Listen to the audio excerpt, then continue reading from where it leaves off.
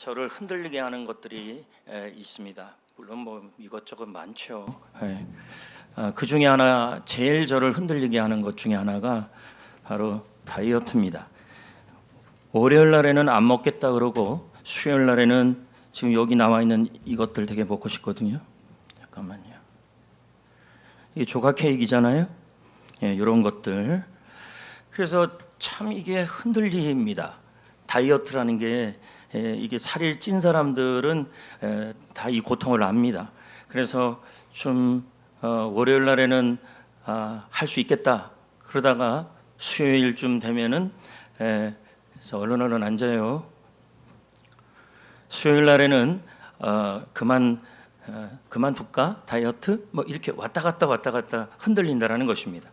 그래서 왜 제가 서두에 이 흔들흔들에 대한 얘기를 하냐면 말씀에 대한 오늘 말씀 제목이 흔들린다라는 의미가 되기 때문입니다. 이렇게 말씀 제목이 흔들림을 아시고도라는 말씀 제목으로 오늘 말씀을 전하려고 하는 겁니다. 먼저 말씀을 전하기 전에 여러분을 축복하기를 원합니다. 크게 아멘 하시면 믿음대로 될 줄 믿습니다. 여러분의 영혼이 주의 이름으로 잘 되시기를 축복합니다. 범사가 잘 되시기를 축복합니다. 하는 일마다 주님이 형통하게 하시기를 축복합니다. 몸도 마음도 강건해지기를 축복합니다. 아멘. 네. 그럼 제가 질문을 하나 해보겠습니다. 세상에서 제일 잘 흔들리는 게 뭘까요? 마음? 여자의 마음이죠. 여자의 마음은 갈 때 제일 잘 흔들리는 것은 저울이죠. 저울은 고장난 저울은 그렇게 잘 흔들리지가 않아요. 그런데 아주 좋은 저울, 예민한 저울 이런 저울들은 잘 흔들립니다. 왜냐하면 정확하고 정밀하게 무게를 제어하기 때문에 그렇습니다. 저는 오늘 생각을 좀 바꿔보기를 원합니다. 여러분이 잘 흔들린다는 것, 마음도 흔들리고 몸도 흔들리고 잘 흔들린다는 것은 그만큼 여러분들이 소중히 여기는 것들이 많기 때문입니다. 만약에 소중히 여기는 것들이 없다면 뭐 그렇게 마음이 작은 일이 흔들리겠습니까? 내가 그 사람, 그 삶, 그걸 귀중히 여기니까 그 사람에게 무슨 일이 일어나고 그 삶에 무슨 일이 일어나면 뭐냐면 마음이 흔들흔들 되는 것이죠. 예수님께서도 우리가 흔들린다고 말씀을 했지만 특별히 여러분들이 잘 흔들리는 것들이 있다라는 거예요. 이 자리에 특별히 참여한 우리 학생들 큰 인물이 될 텐데 이 학생들은 주로 뭐에 흔들리냐면 성적하고 친구 관계 때문에 많이 흔들리고요. 또 이 자리에 있는 분들 중에서는 자녀 때문에 흔들리고 건강 때문에 흔들리는 분들도 있을 것이고 또 어떤 분들은 생계와 미래 때문에 흔들리는 분들도 있을 것입니다. 예수님께서는 이러한 흔들림에 대하여 비유로 말씀을 하셨고 오늘부터는 그 비유에 대한 말씀을 전하려고 합니다. 비유라는 것은 어려운 게 아닙니다. 익숙한 것에 대하여 익숙한 사물, 익숙한 물건 그런 것을 통하여 좀 쉽게 설명하는 것이 비유입니다.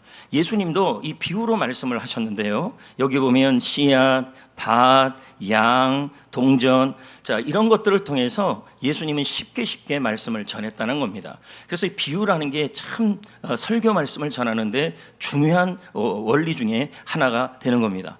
오늘 말씀은 예수님의 비유 중에서 첫 번째 시간인데요. 씨 뿌리는 자의 비유이고요. 그리고 예수님의 비유는 20가지가 넘습니다. 그래서 이 씨 뿌리는 자의 비유를 영상을 통해서 한번 잘 살펴보겠습니다. 씨 뿌리는 비유. 한 농부가 씨앗 자루를 메고 밭 사이를 걷고 있습니다. 손에서 씨앗이 흩뿌려집니다. 사람 발길에 다져진 단단한 흙길 위로 씨앗이 튕겨나갑니다.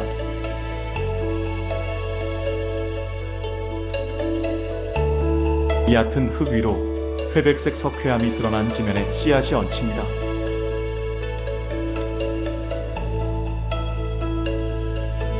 마른 가시나무 줄기 사이로 씨앗이 떨어집니다.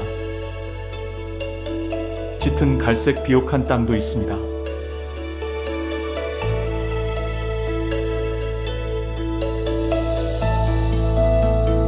농부가 좋은 밭에 씨앗을 뿌립니다. 씨앗이 흙 속에 파묻힙니다. 30배, 60배, 100배 열매를 맺을 날을 기대합니다. 네, 잘 보셨을 것입니다. 근데 우리가 아는 농사법하고 우리가 흔히 아는 농사법하고 1세기 팔레스틴의 농사법은 다릅니다. 자, 제가 그림을 보여드리면요. 우리가 아는 우리가 일반적으로 아는 농사하고 팔레스타인의 밭은 다릅니다. 울타리가 없어요. 울타리가 없어가지고 이게 동물이 다니는 길이 밭 사이에 있습니다. 그래서 동물만 다니는 것이 아니라 여기 나와 있는 것처럼 사람들도 다니고 그리고 짐승들도 다니는 길이 밭 사이에 있게 됩니다.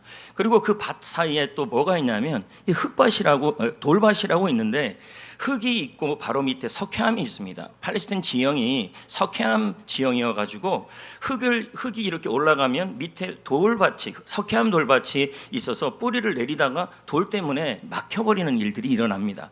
또는 또 뭐가 있냐면 가시식물이 밭에 있는데 우리 같으면 밭에 씨를 뿌릴 때 이런 잡초들은 다 뽑아버립니까? 그냥 내버립니까? 뽑죠. 근데 팔레스타인의 농사법은 안 뽑아요. 그냥 내버둔다는 거예요.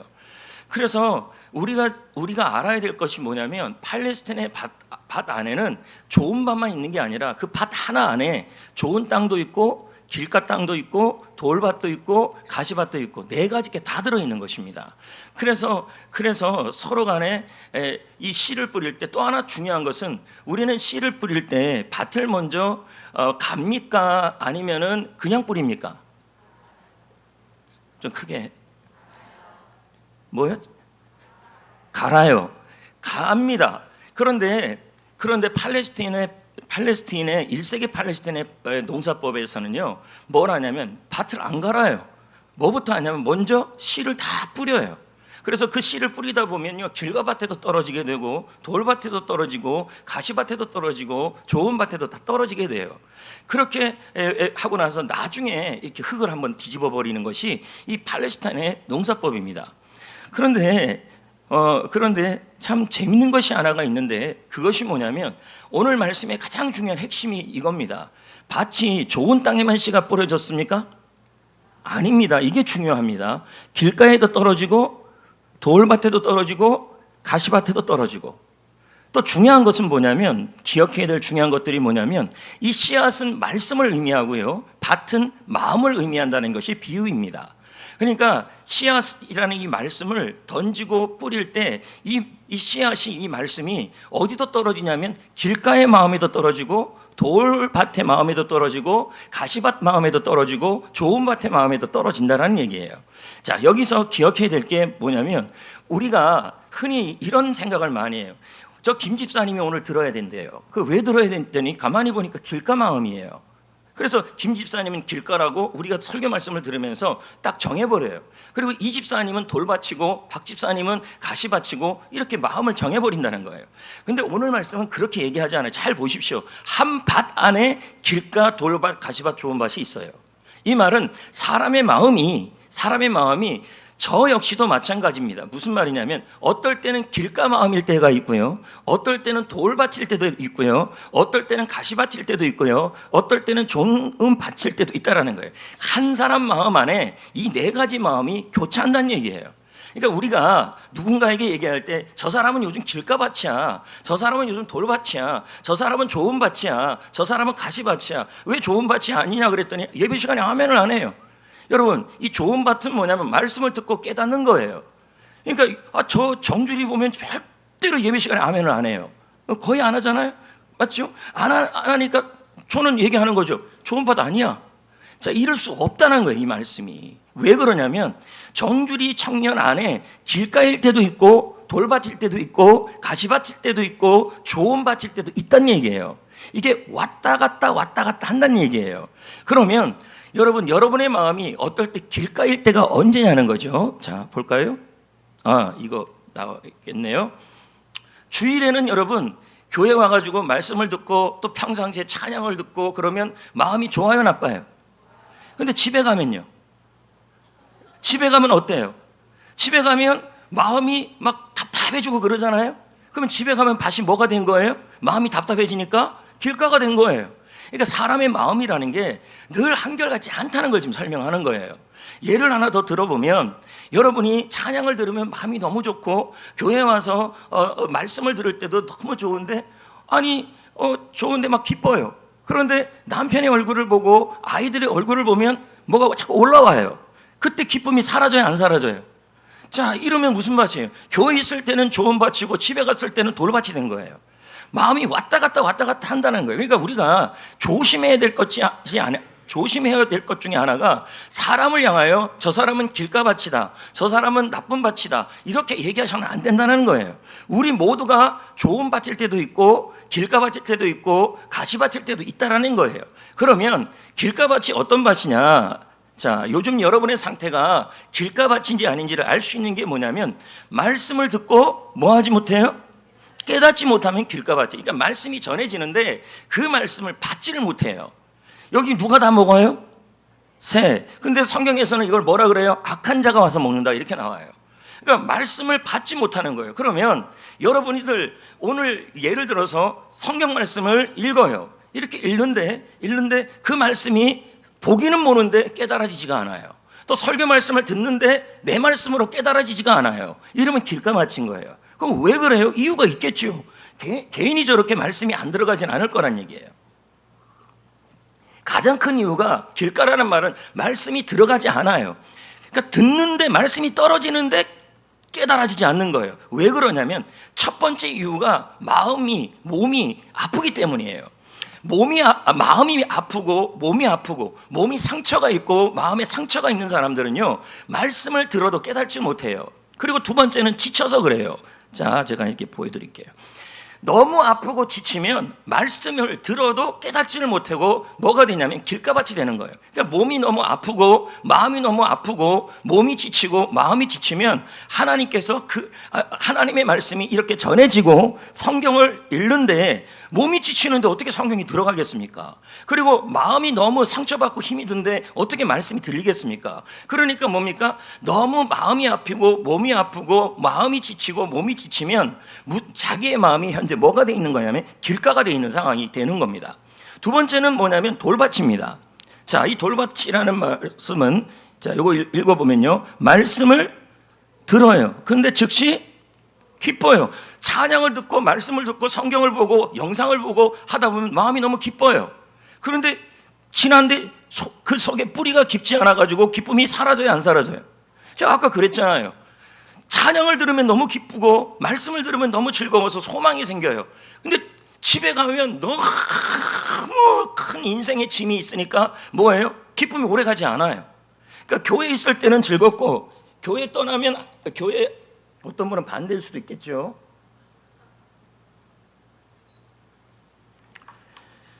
자, 그러는 겁니다. 그러니까 다시 설명해 보면 성경을 읽을 때는 너무 기뻐요. 교회 와서 예배 드릴 때는 기뻐요. 근데 집에 가면 갑자기 이 기쁨이 사라져요. 회사 가면 기쁨이 사라져요. 사람들을 만나면 또 기쁨이 사라져요. 왜 사라집니까? 라고 묻는다면 이유는 간단해요. 내가 지고 있는 삶의 무게가 너무 커서 그래요. 자, 보여드릴게요. 이거 보십시오. 지금 현실에 내가 지고 있는 짐이 너무 무겁고 힘이 들면요, 말씀을 받지를 못해요. 다른 말로 표현하면 교회 와서는 이 짐을 내려놔요. 말씀을 들으면서 예배를 들으면서 찬양을 들으면서 교회 오면 마음이 평안해요. 찬양 들으면 마음이 평안해요. 근데 집에 가면 이 짐이 그대로 있어요. 회사에 가도 이 짐이 그대로 있어요. 공장에 가도 이 짐이 그대로 있어요. 학교에 가도 이 짐이 그대로 있어요. 그러니까 어떻게 돼요? 기뻤다고도 금방 지치고 힘이 들어지는 거예요. 이걸 뭐라 그래요? 뭐였죠 이게? 돌밭이에요, 돌밭. 세 번째는 어떤 밭이 나오냐면요, 가시밭이 나와요. 세상에 뭐가 있어요? 염려, 물질의 유혹, 다 염려를 말해요. 염려가 너무 많으면요, 뭐냐면 말씀이 들려도 들리지가 않고 깨달아지지가 않아요. 자, 그래서 여기 보면 염려입니다. 자녀 염려, 건강 염려, 관계 염려, 생계 염려. 염려가 너무 많은 사람은요, 이 시간에 말씀을 들어요. 듣는데 말씀이 안 들어와져요. 듣긴 듣는데. 그리고 성경을 듣긴 듣고 찬송을 듣긴 듣는데 안 들어와요. 그럼 뭐가 들어와요? 유행가가 들어와요. 괜히 옛날에 말했던 소양강 처녀 노래나 부르고 있고 그 노래가 가슴에 슬슬 들어오기 시작한다는 거예요. 그 말씀의 상황이 너무 달라진 것이죠. 그런데 중요한 게 하나가 있는데 그게 뭐냐면 아까도 말씀드렸지만 한 사람의 마음 안에 이 네 가지 마음이 왔다 갔다 한다는 거예요. 어떨 때는 길가, 어떨 때는 돌밭, 어떨 때는 가시밭, 어떨 때는 좋은 밭. 제가 길가가 뭐라 그랬습니까? 내 몸이 너무 아프고 마음이 너무 아프고 육신이 너무 지치고 몸이 너무 지치면 말씀이 들어와지지가 않아요. 또 돌밭은 뭐냐면 내가 말씀을 듣고 즐거운데 집에 가면 큰 무거운 짐이 있고 회사에 가면 큰 무거운 짐이 있고 셀모임 가도 무거운 짐이 있고 교회 와도 무거운 짐이 있으면 말씀을 기쁨으로 받고 찬양을 기쁨으로 받다가 거기만 가면 뭐예요? 기쁨이 사라지는 거예요. 또 가시밭은 뭡니까? 염려가 너무 많은 거예요. 세상 염려, 돈 염려, 가정 염려, 건강 염려, 염려가 너무 많아서 그 염려들이 내 마음 안에 왔다 갔다 하는 거예요. 그리고 좋은 밭도 있다라는 것입니다. 근데 오늘 말씀을 제가 묵상하면서요, 여태까지 씨 뿌리는 자의 비유를 읽으면서 제가 이 부분에 대하여 그냥 간과한 부분이 하나가 있었어요. 중요한 것은요, 좋은 밭일 때만 씨를 뿌리는 게 아니었다는 거예요. 다시요. 우리 주님이 여러분이 좋은 밭일 때만 씨를 뿌리는 게 아니에요. 이해가 됩니까? 우리나라 대한민국의 농사법으로 한다면 좋은 밭일 때만 씨를 뿌려요. 근데 여기 이 팔레스타인의 농사법, 예수님이 비유로 말씀한 하나님의 나라는 좋은 밭에만 씨를 뿌리는 것이 아니라 길가밭에도 뿌리고 돌밭에도 뿌리고 가시밭에도 뿌리고 좋은 밭에도 다 뿌렸단 얘기예요. 이게 다르단 얘기예요. 그러니까 우리는 그렇게 생각합니다. 내 요즘의 마음 상태가 좋은 밭이 아니니까 하나님께서 나에게 말씀을 뿌리지 않을 거라고 생각을 한다는 얘기예요. 그렇지가 않아요. 하나님은요, 좋은 밭이 아니어도, 쉽게 말하면 길가밭이어도, 길가밭은 뭘까요? 몸이 아프고 마음이 아프고 육신이 지치고 마음이 지쳐서 말씀을 들을 태도가 안 돼 있는 사람에게도, 그리고 또 뭡니까? 무슨 밭이에요? 돌밭입니다. 돌밭. 집에 가도 무거운 짐이 있고 학교 가도 무거운 짐이 있고 세상에 가도 무거운 짐이 있는 그 마음의 상태에 있는 사람들, 가시밭, 염려가 너무 많이 있는 사람들, 그런 마음의 상태에 있는 사람에게도 씨를 어떻게 하냐면 뿌린다라는 것입니다. 이게 오늘 말씀의 핵심이에요. 그러니까 말씀을 바라볼 때, 오늘 제가 여러분에게 말씀을 전할 때 여러분 좋은 밭이 되십시오라고 지금 전하는 게 아니에요. 좋은 밭이 아니어도, 길가밭이어도, 돌짝밭이어도, 가시밭이어도 우리 주님은 씨를 뿌린다라는 거예요. 말씀을 뿌린다라는 거예요. 할렐루야. 그러니까 여러분, 우리가 준비된 상태에서 하나님이 말씀을 전하는 게 아니라 오늘 이 자리에 세상 염려로 가시밭이 되어 있거나 세상의 짐으로 돌밭이 되어 있거나, 그리고 무슨 밭이에요?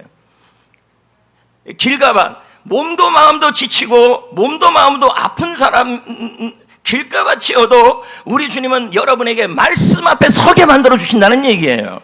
예외가 없이 다 은혜를 베풀어 주신다는 얘기예요.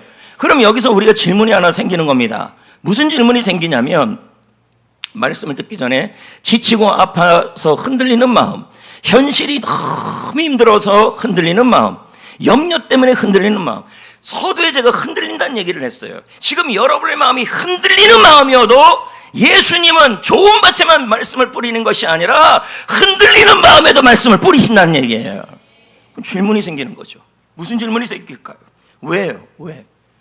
제가 농사꾼이라면 좋은 밭에만 씨를 뿌리겠어요. 말씀을 듣고 깨닫는 사람에게만 말씀을 뿌리겠어요. 근데 예수님은 비유로 말씀하시기를 팔레스타인의 농사법을 비유로 들은 거예요. 길가밭에도 씨를 뿌리고 돌밭에도 씨를 뿌리고 가시떨기 밭에도 씨를 뿌리는 것이 당시 농사법이었다. 나 예수도, 나 하나님도 씨를 뿌리는데 마음밭이 길가밭, 돌밭, 가시밭이라도 나는 씨를 뿌리고 말씀을 뿌리겠다는 거예요. 왜 그러냐는 거예요.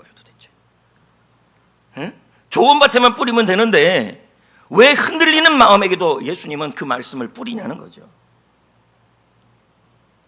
오늘 이 자리에 있는 분들 중에서 길가밭으로 앉아있는 분이 있을 겁니다. 몸이 아파요, 마음이 아파요, 몸이 지쳐요, 마음이 지쳐요. 그래서 내 마음이 지금 딱딱해져 있어요. 그러면 이런 마음이 드는 거예요. 내가 이 자리에 와서 예배드려도 하나님이 좋아하실까?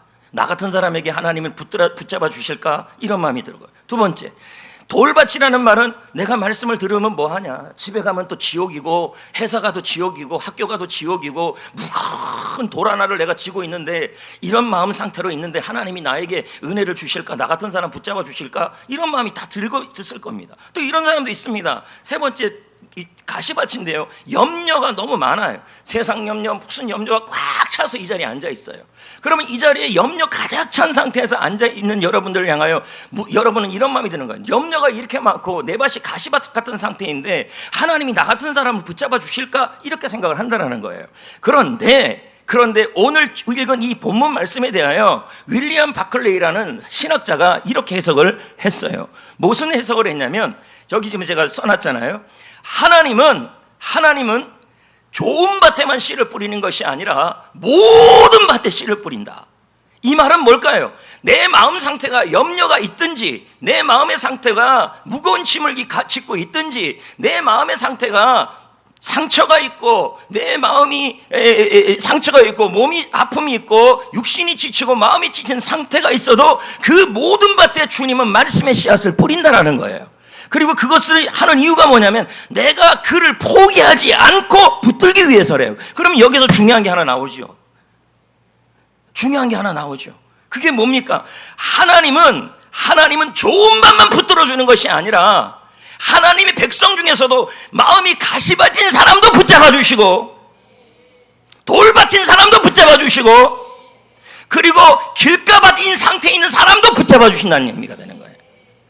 믿으시면 아멘. 그래서 다음 그림을 한번 이렇게 보면요, 주님이 우리를 붙들어 준다라는 말은, 그럼 붙잡아 주면 어떤 일이 일어날까요? 이사야 41장 10절에 내가 너를 붙들리라. 그런 다음에 뭐라 그래요? 내가 너를 굳세게 하리라. 내가 너를 도와주리라. 의로운 오른손으로 붙들리라. 그럼 여러분, 우리 주님이 우리를 붙들어 주시면 우리는 굳세게 되는 것이고, 주님이 우리를 도와주는 것이고, 의로운 오른손으로 우리를 붙들어 주시는 겁니다. 그럼 이렇게 굳세게 한다는 말이 무슨 뜻이냐? 힘이 되어 주겠다는 뜻이에요. 도와준다는 말은 말 그대로 헬프하겠다는 뜻이고, 의로운 오른손으로 붙든다는 말은 승리를 주겠다는 얘기예요. 그러면 여러분, 여기서 은혜가 되는 게 뭡니까?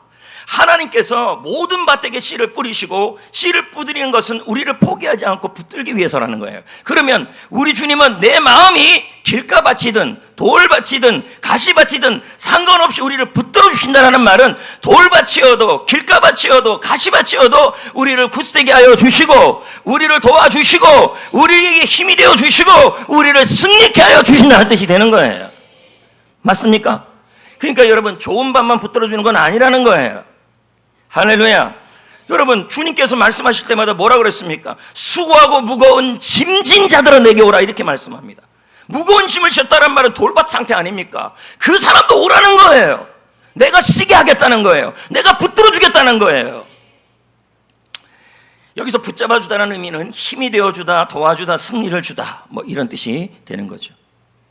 심리학자 에미 워너라는 분이 있어요. 이 사람이 하와이의 섬에 아이들을 한 700명을 대상으로 40년간 추적을 했어요.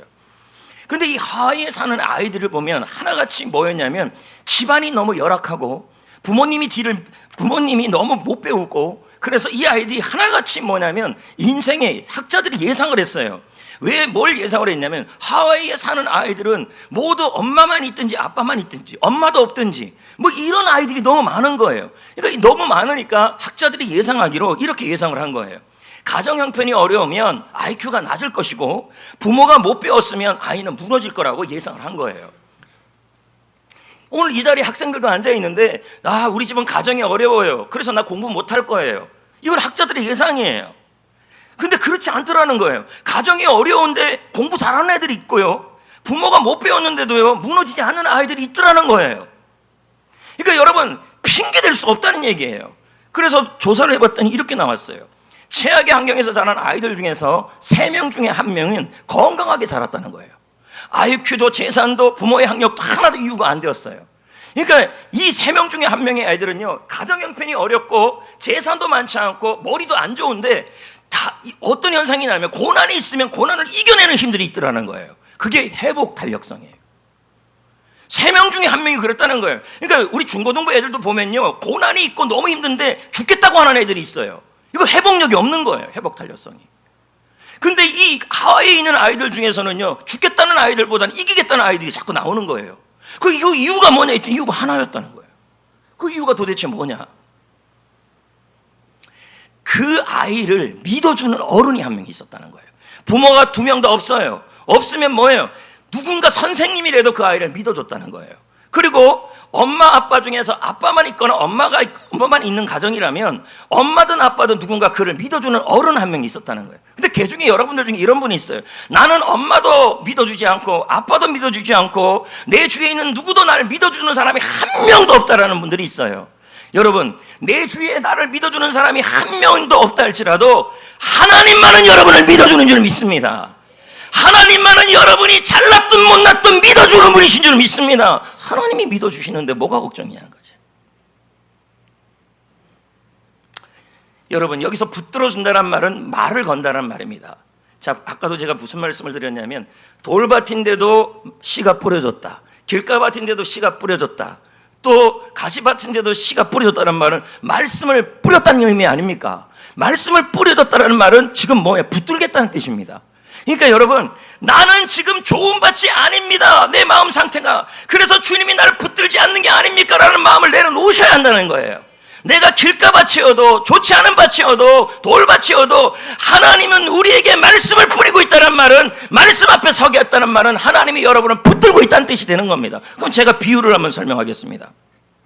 엄마가 아이에게 야, 너 9시까지 들어와 라고 얘기를 했어요. 그러면 만약에 그 아이를 포기했다면 전화 이렇게 10번씩 안 합니다. 뭔 말인지 압니까? 만약에 저 아이는 내 눈 아이야 그러면 10번 뭐로 전화합니까? 그냥 포기하고 말죠. 자꾸 전화하고 말을 건다고, 말을 거는 것은 뭐 하는 겁니까? 내가 그 아이를 포기하지 않고 내가 계속 붙잡고 있겠다는 뜻이에요. 내 마음이 돌밭이고 내 마음이 가시밭인데도 주님이 나를 자꾸 말씀 앞에 세우시는 것은 여러분을 포기하지 않고 붙잡겠다는 뜻이에요. 이게요. 이해가 되시겠습니까? 좋은 밭일 때만 붙잡는 게 아니란 얘기죠. 물론 좋은 밭이면 말할 것도 없지요. 그런데 지금 이 자리에 있는 분들 중에서 대부분 좋은 밭인 상태에서 있긴 참 어렵다는 거죠. 왜? 삶의 짐이 너무 많아요. 그리고 몸도 지치고 마음도 지치고 몸도 상처받고 마음도 상처받아요. 그리고 뭡니까? 어딜 가든 돌 하나가 있는 것처럼 가기만 하면 너무 사는 게 너무 힘들고 무거워요. 그런 상태가 돼 있는 상태에서 자꾸 마음속에 뭐냐면 성경에서는 좋은 밭이 되어야만 30배, 60배, 100배로 맺어준다는 말씀만 하고 나는 뭐냐 이런 생각이 드는 거예요. 오늘 관점을 제가 돌리겠다는 말입니다. 윌리엄 바클레이처럼요. 하나님은 모든 밭에 씨를 뿌리신다. 하나님은 모든 사람에게 무슨 마음의 상태든 상관없이 말씀 앞에 서게 하여 주신다. 그것은 나를 포기하지 않고 나를 붙잡겠다는 뜻이다 라는 의미가 되는 겁니다. 정말 포기했다면 전화 안 합니다. 말도 안 겁니다. 예? 제가 여기 조국 견성도 지금 진짜 포기했다면 말 안 겁니다. 뭘로 말 겁니까? 포기했는데. 제가 한마디라도 걸면요, 포기하지 않은 거죠. 말이 그렇다는 거지. 거의 내가 말 안 걸잖아, 본인한테. 아이고, 요즘 일이 얼마나 많은지 제가 모르겠어요. 남들이 안 하는 일을 제가 다 하고 있으니 그냥. 이것도 보세요. 이것도 제가 다 만든 거예요. 아이고, 담임 목사가 지금 이런 일을 하고 있어요 지금. 그러니까 마음이 저도 왔다 갔다 하는 거죠. 자, 다음 거 넘어갑시다. 자, 그럼 여러분 한번 봅시다. 오늘 내가 말씀 앞에 있다는 것 자체가 뭐냐면 주님이 여러분을 붙들고 있다는 증거입니다. 여기 보세요. 뭐라고 나오면 히브리서 1장 3절에 말씀으로 우리를 붙드신다고 얘기를 하고 있어요. 그러면 오늘 이 시간에 여러분들이 말씀 앞에 서 있고 말씀을 듣고 있다면 주님이 여러분을 붙잡고 있다는 뜻이에요. 그렇다면 한번 보자는 거예요. 말씀 앞에 서 있냐 안 서 있냐. 자, 여기 보십시오.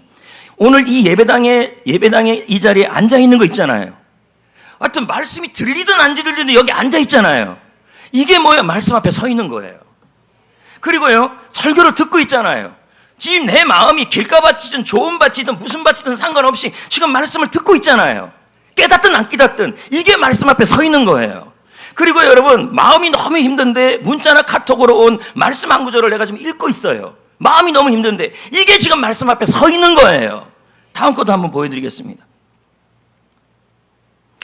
셀 모임 단체방에 올라온 1분 영상, 5분 영상을 5분은 너무 기니까 힘들고 1분이라도 내가 잠깐 눈을 보면서 이렇게 켜봐요. 이것이 바로 마음 상태가 어떤지 간에 말씀 앞에 서 있는 거예요. 찬양을 듣다가 찬양 가사 한 줄에 은혜를 받아요. 말씀의 은혜를 찬양의 은혜를, 찬양 가사의 은혜를 받고 있어요. 이것이 내 마음의 상태가 어떤지 상관없이 이거는 말씀 앞에 서 있는 거예요. 너무 힘든 순간에 하나님의 이름을 부르고 있어요. 아버지 하나님이라고 부르고 있어요. 그럼 이건 말씀 앞에 서 있는 거예요. 그리고 또 교회 오는 길이 너무 무겁고 힘들어요. 그래서 교회 오는 게 너무 벅차요. 그런데도 여기 와 앉아 있어요. 이게 말씀 앞에 서 있는 거예요. 그러므로 여러분, 오늘 여러분들이 내 마음에 나 같은 자를 하나님이 붙들어 주겠냐는 하는 마음을 내려놓으셔야 합니다.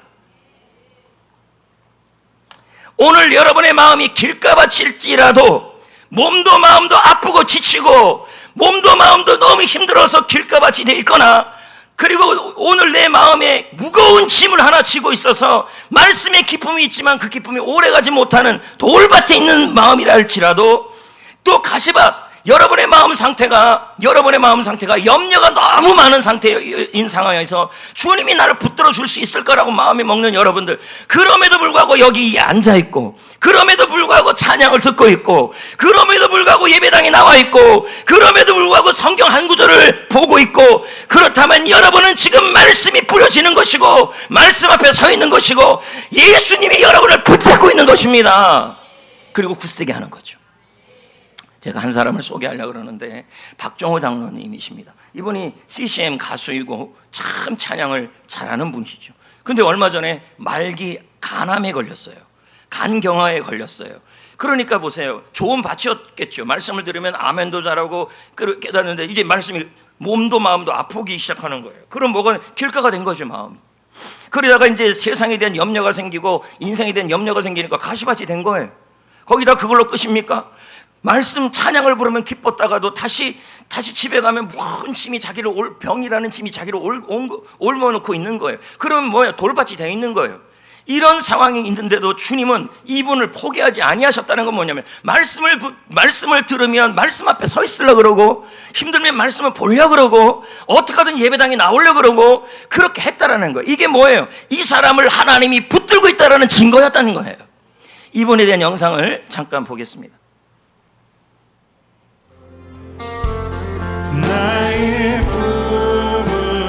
36년 동안 무대에서 하나님을 찬양해 온 사람이 있습니다. 찬양 사역자 박종호 장로입니다. 수많은 사람에게 찬양으로 위로를 전했던 그에게 어느 날 믿기 어려운 소식이 찾아왔습니다. 말기 간암과 간경화였습니다. 의사는 말했습니다. 간을 이식받지 않으면 살 수 없습니다. 삶이 한순간에 흔들렸습니다. 찬양하던 목소리도 앞으로의 계획도 당연하게 여겼던 내일도 모두 무너지는 것 같았습니다.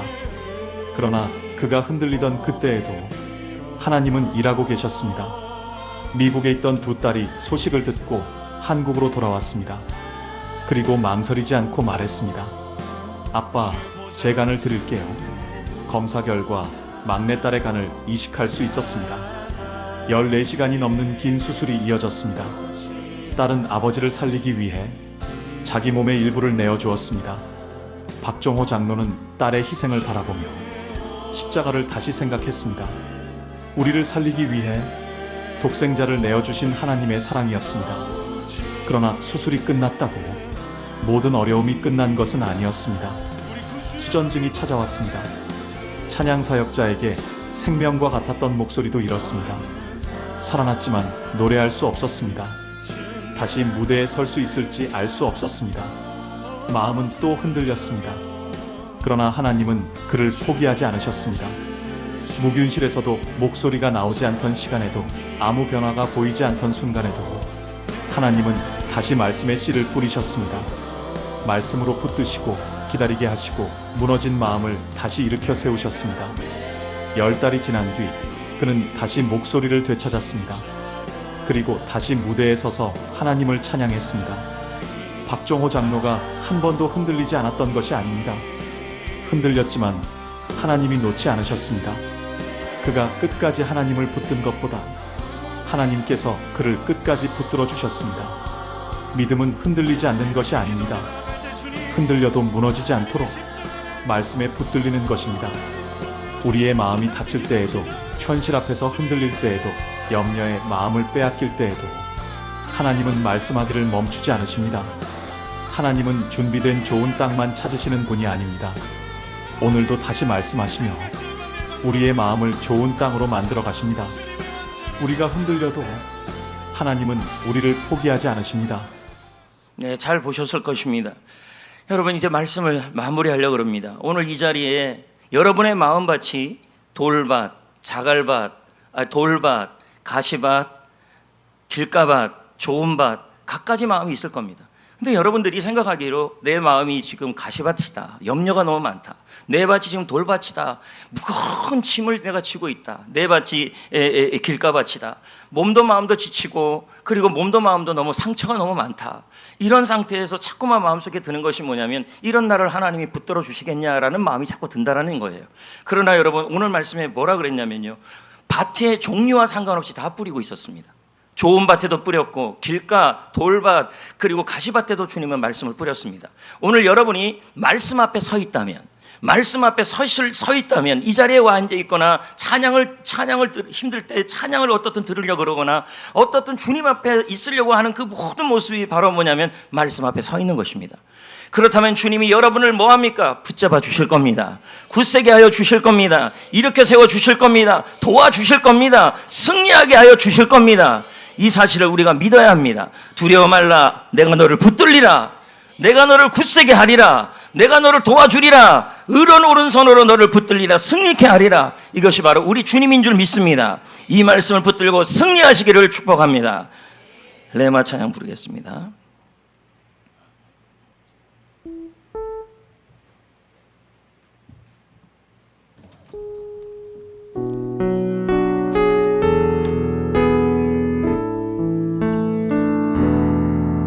두려워 말라, 너와 함께 함이니 놀라지 말라, 나는 내 하나님 됨이니 무서워 말라, 내가 널 도와주리니 너는 마음에 염려치 말라, 내가 너를 굳세게 하리라, 내 손으로 너를 꼭 붙잡아 주리라, 내가 너를 의롭게 함이니 너는 마음에 염려치, 내가 너를 굳세게 하리라, 너를 굳세게 하리라, 내 손으로 너를 꼭 붙잡아 주리라.